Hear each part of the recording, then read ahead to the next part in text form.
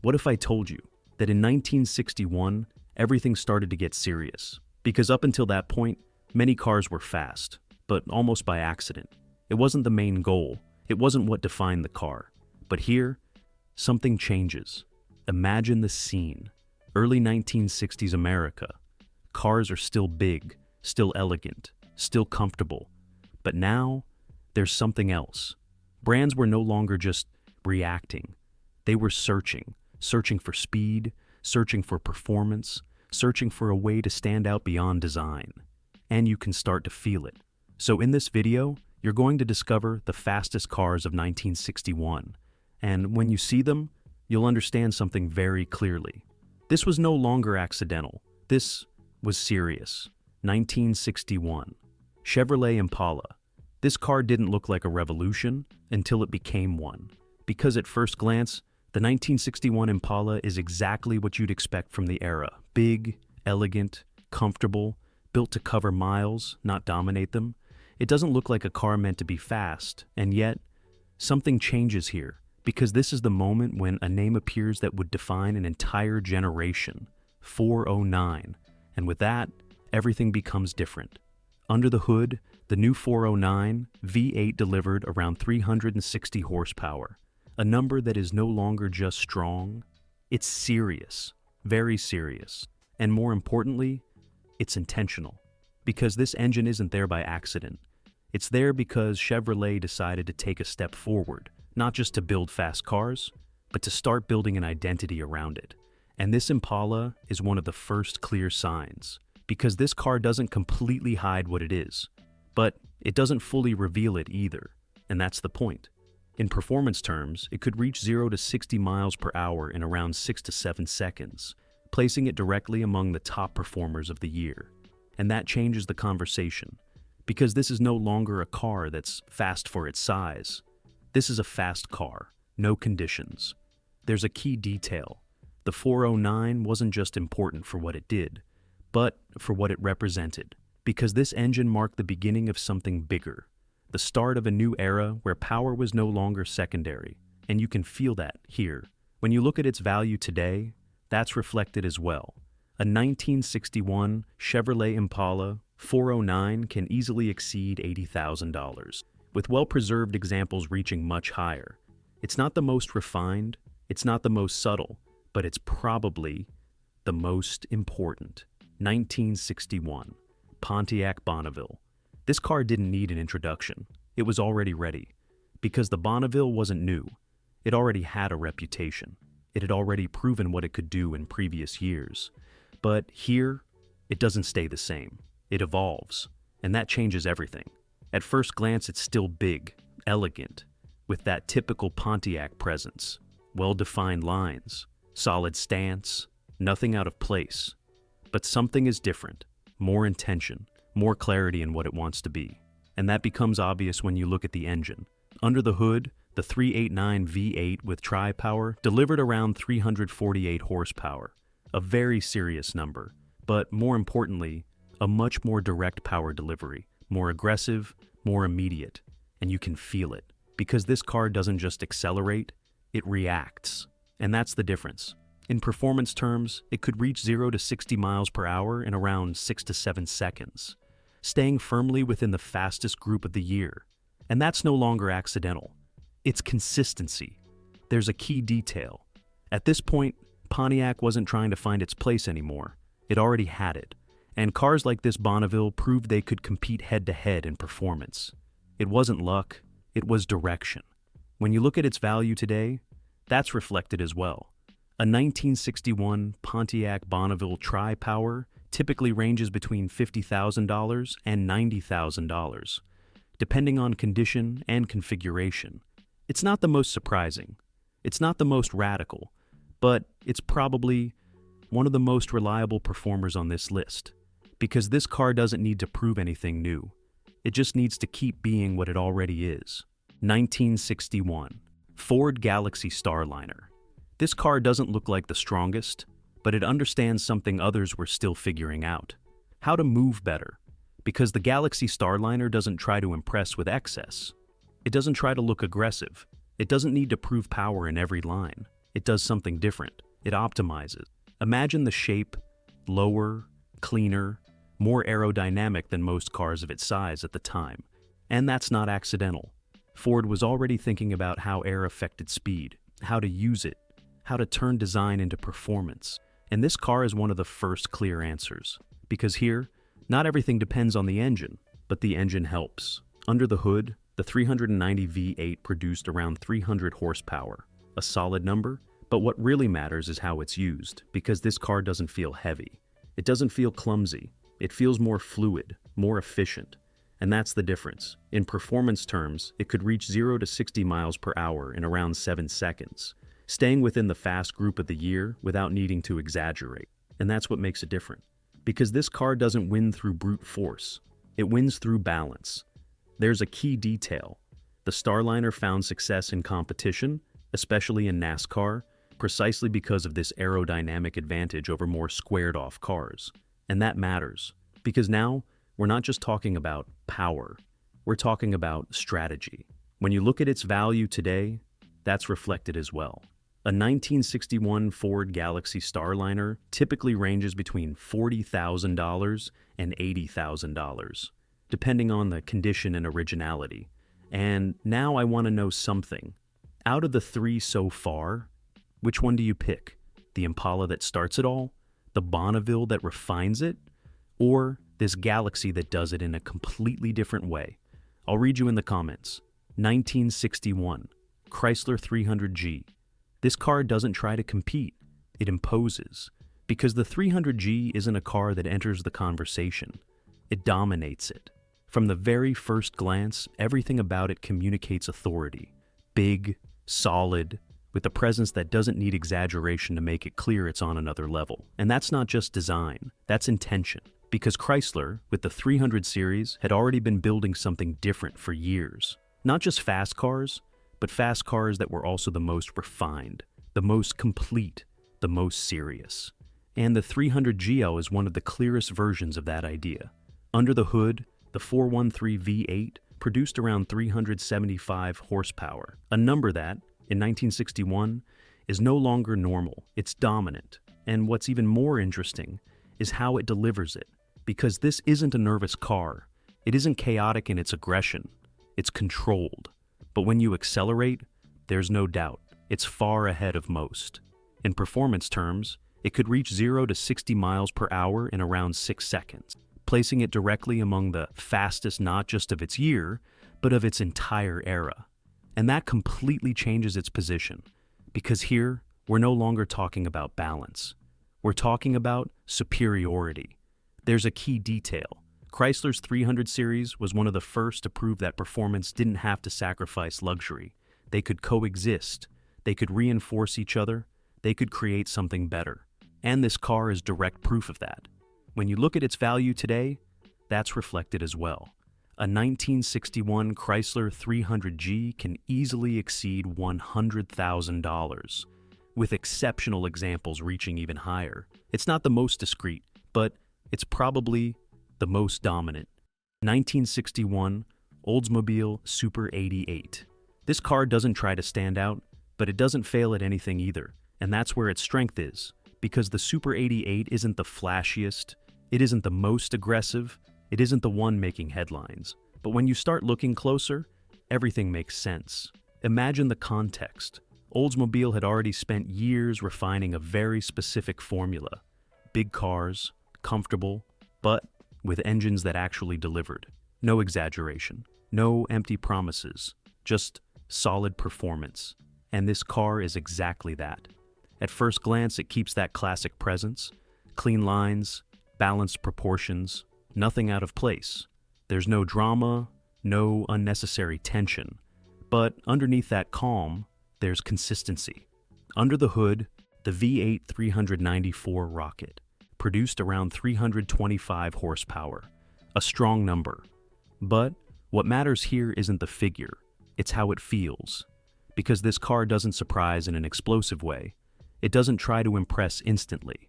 But when you push it, it responds. And it responds well. In performance terms, it could reach 0 to 60 miles per hour in around 6.5 to 7 seconds. staying within the fast group of the year without relying on extremes. And that puts it in a very specific position. Because this car doesn't win through excess, it wins through balance. There's a key detail.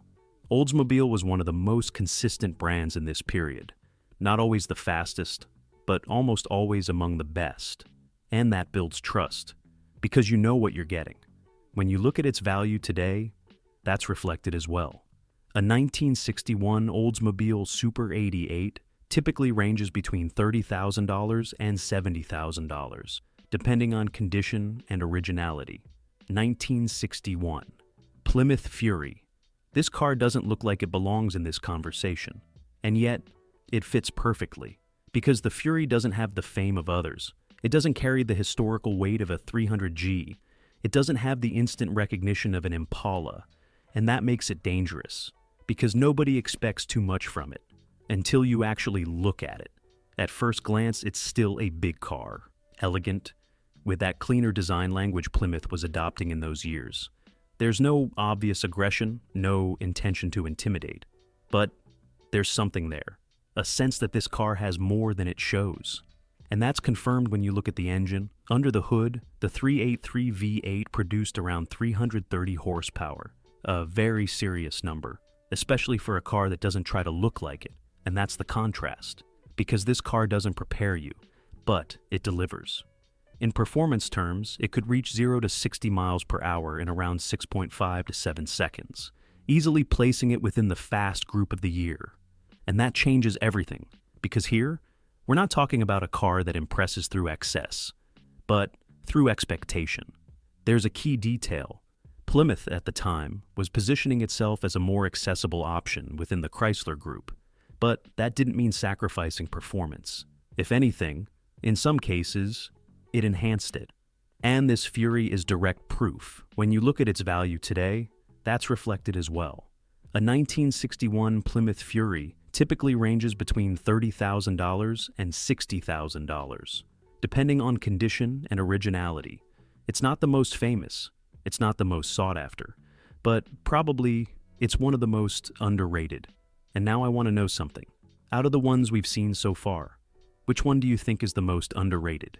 The Oldsmobile that never fails, or this Plymouth that nobody expects? I'll read you in the comments. 1961. Buick Invicta 401.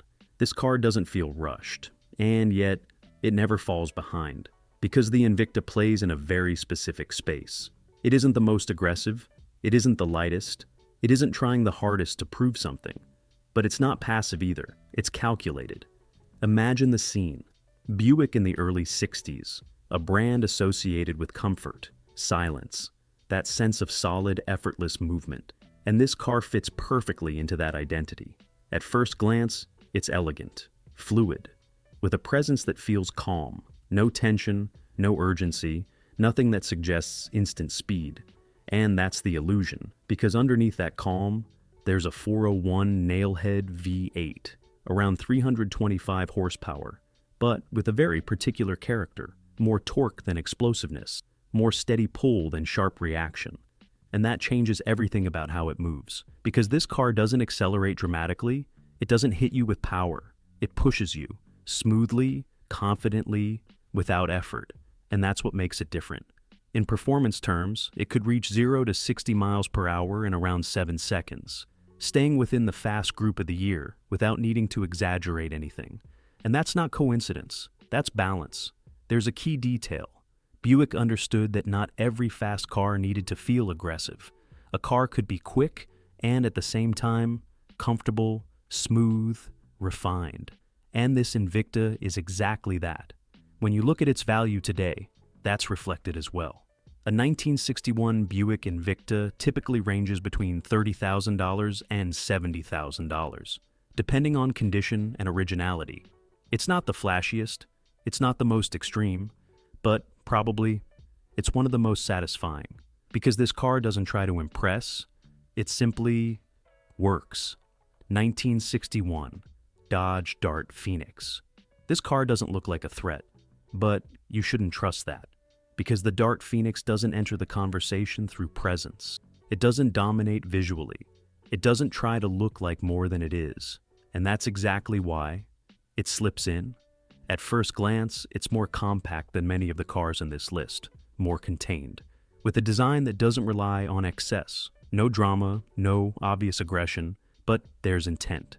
And that's what matters, because Dodge, at the time, was trying to position more accessible, lighter cars, without losing performance. And this is one of the clearest examples. Under the hood, the 383 V8 and D500 specification produced around 330 horsepower, a strong number.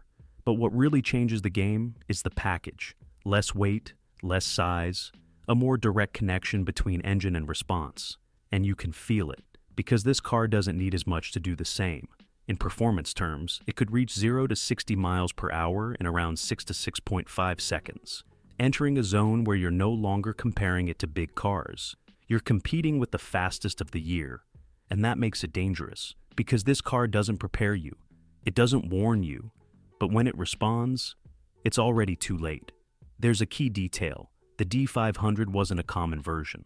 It was a more focused configuration, built for people who wanted more than just a regular car, and that shows. When you look at its value today, that's reflected as well.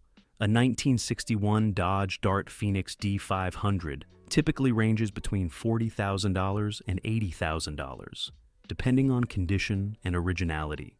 1961 Mercury Monterey. This car doesn't look like it belongs in the fight, and yet it never stays out of it, because the Monterey lives exactly in that space where things get interesting. It isn't the fastest, it isn't the lightest, it isn't trying the hardest to stand out, but it's not irrelevant either. Imagine the context. Mercury, once again, right in the middle of everything, between Ford and Lincoln, between accessible and luxurious, with the freedom of not having to define just one thing, and that shows here. At first glance, the car feels calm, clean lines, large proportions, a presence that doesn't try to dominate, no urgency, no tension, nothing that suggests immediate performance. And that's the illusion, because under the hood, the 390 V8 delivered around 300 horsepower, a solid number, enough to keep it within the competitive group without needing to exaggerate. And that changes the perception, because this car doesn't need to be the fastest, it just needs to not fall behind. In performance terms, it could reach 0 to 60 miles per hour in around 7 to 8 seconds, staying close to cars that, on paper, had a stronger performance focus. And that's what makes it interesting, because there are no extremes here, there's balance, there's a key detail. Mercury has always been a hard brand to define, and that often leaves it out of the conversation. But cars like this prove it shouldn't be ignored, because even if it doesn't lead, it's there. When you look at its value today, that's reflected as well. A 1961 Mercury Monterey typically ranges between $25,000 and $50,000, depending on condition and originality. 1961 Cadillac Series 62. This car shouldn't be closing this list, and that's exactly why it's perfect for it, because everything about it points in a completely different direction. Luxury, size, presence. This is the kind of car you imagine gliding, not accelerating, not competing, not reacting quickly, not being part of this conversation. And yet, here it is. Because Cadillac never allowed its cars to be simply slow. They could be big, they could be heavy, they could be excessive, but never useless. And that shows here. Under the hood, the 390 V8 produced around 325 horsepower, a very serious number for the time, especially in a car of this size. And that completely changes the perception, because this car isn't designed to be agile. It isn't designed to be sharp, but it doesn't fall behind either. In performance terms, it could reach 0 to 60 miles per hour in around 8 seconds, something that, within its category, is no longer just acceptable. It's surprising, and that's the point.